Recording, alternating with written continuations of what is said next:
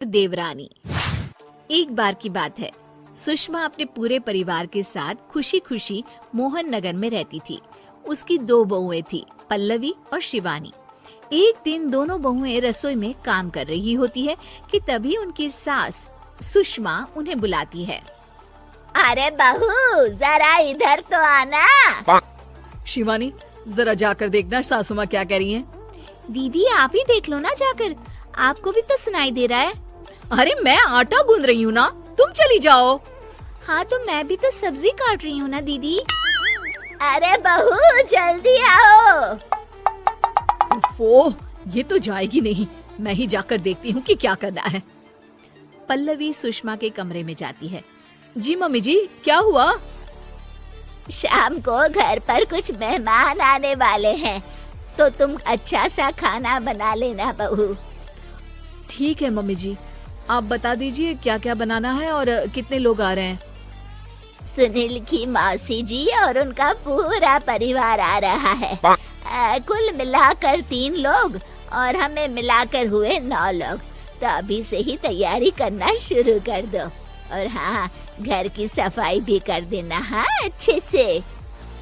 जी mummy जी, सब काम हो जाएगा, आप चिंता मत कीजिए। पल्लवी शिवानी को घर में मेहमान आने वाले हैं इसके बारे में बताती है। क्या 9 लोगों का खाना बनाना होगा, घर की सफाई करनी है?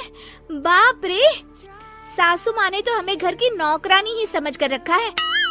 ऐसा नहीं बोलते शिवानी, हम इस घर की बहू हैं और घर के काम करना हमारा फर्ज है।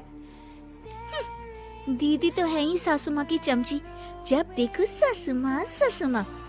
मैं तो इतना सारा काम नहीं करने वाली।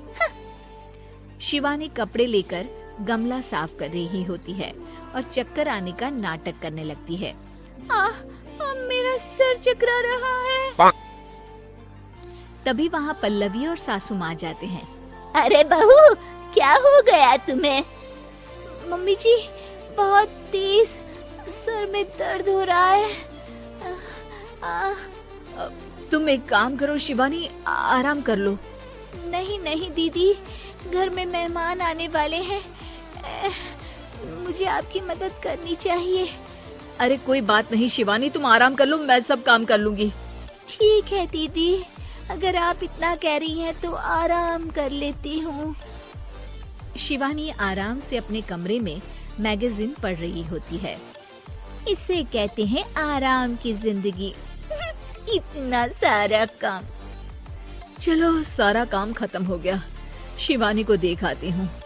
शिवानी अपने कमरे में ईयरफोन में गाने सुनते सुनते सो जाती है और उसके साइड में मैगजीन भी रखी होती है। पल्लवी वहाँ आ जाती है और वो सब देखती है।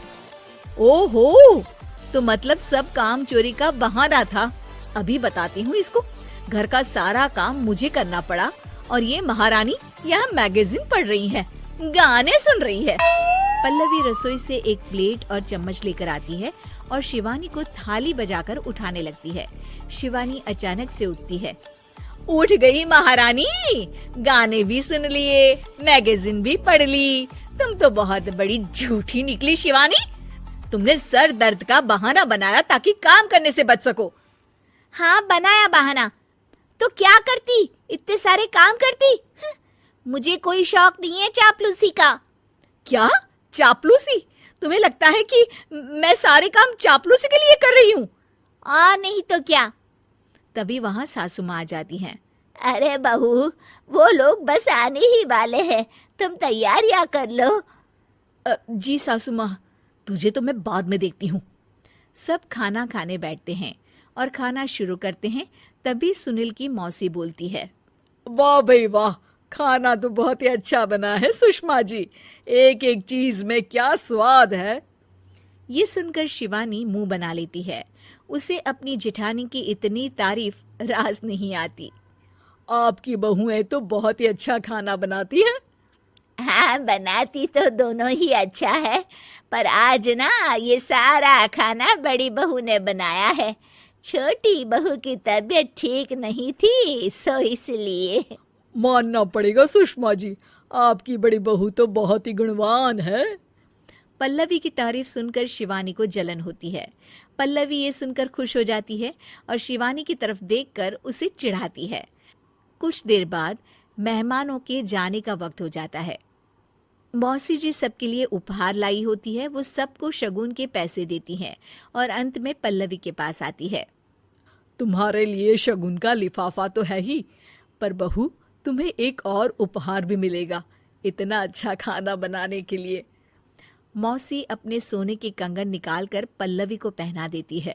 ये लो, ये मेरे मनपसंद कंगन है, अब से ये तुम्हारे हुए। धन्यवाद मौसी जी। ये देखकर शिवानी तो पूरी तरह से जल जाती है और गुस्से से रसोई में चली जाती है। तभी वहां पल्लवी आ जाती है और उसे अपने कंगन दिखाने लगती है।